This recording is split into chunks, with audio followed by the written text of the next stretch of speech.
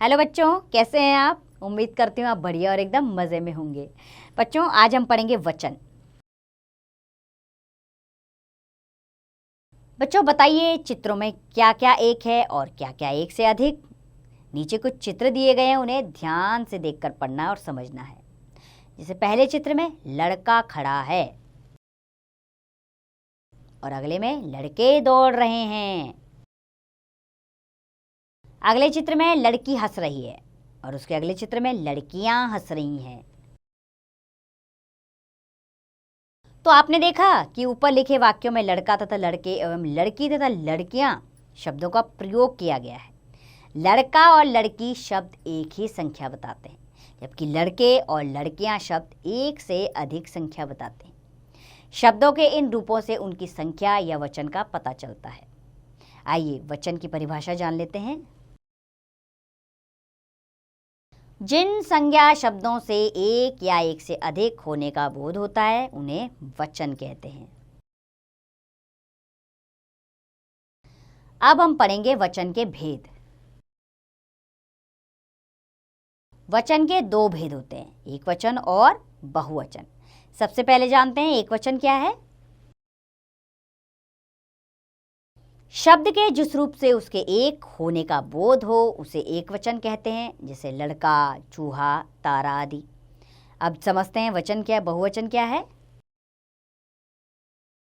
शब्द के जिस रूप से उसके एक से अधिक होने का बोध हो उसे बहुवचन कहते हैं, जैसे लड़के, चूहे, तारे आदि। किसी को सम्मान एवं आदर देने के लिए बहुवचन का प्रयोग किया जाता है। जैसे महात्मा गांधी महान नेता थे। महात्मा गांधी हैं तो एक वचन, लेकिन हमसे बड़े हैं तो सम्मान के लिए हम उनके लिए थे का प्रयोग करेंगे। पिताजी अखबार पढ़ रहे हैं। आइए कुछ एक वचन और बहुवचन पर शब्द पढ़ लेते हैं। जैसे कि लड़का, इसका बहुवचन लड़के, गुब्बारा का गुब्बारे, बच्चा का बच्चे, झंडा का झंडे, पुस्तक का पुस्तकें, कहानी का कहानियां, आंख का आंखें, रानी का रानियां, औरत का औरतें, छात्रा का छात्राएं। घोड़ा का घोड़े, पेंसिल का पेंसिलें, तारा का तारे, पंखा का पंखे, माला का मालाएं। गाड़ी का गाड़ियां, माता माताएं, साड़ी साड़ियां, वधु वधुएं, वस्तु वस्तुएं। अध्यापिका अध्यापिकाएं, बात बातें, चारपाई चारपाइयां, दवाई दवाइयां। तो बच्चे जानने योग्य बातें हैं इनमें, वो जान लेते हैं हम। जैसे कि कुछ शब्दों का प्रयोग सदा एक वचन में होता है, जैसे जनता, सोना, चांदी, पानी।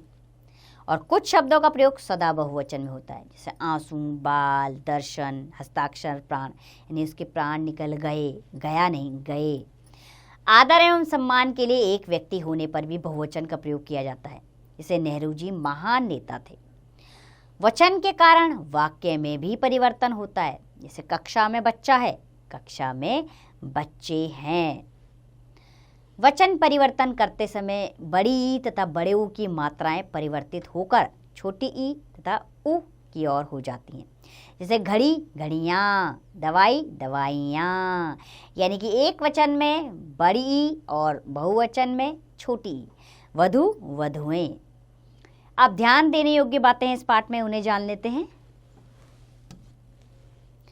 जैसे वचन संज्ञा शब्दों की संख्या बताते हैं।